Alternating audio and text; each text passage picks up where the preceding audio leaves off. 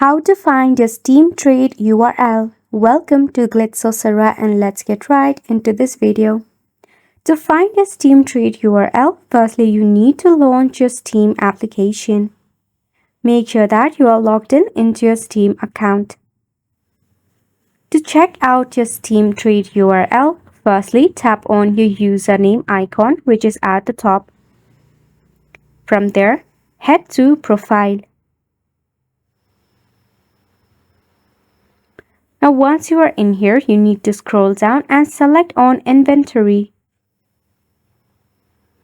Select on Trade Offers at the top.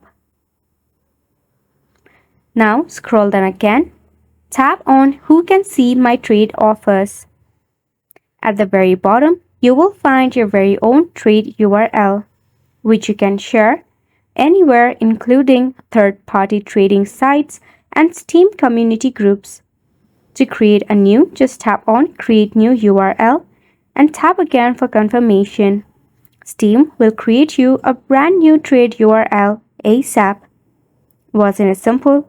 So make sure to go ahead and give this a try, and thank you so much for tuning in.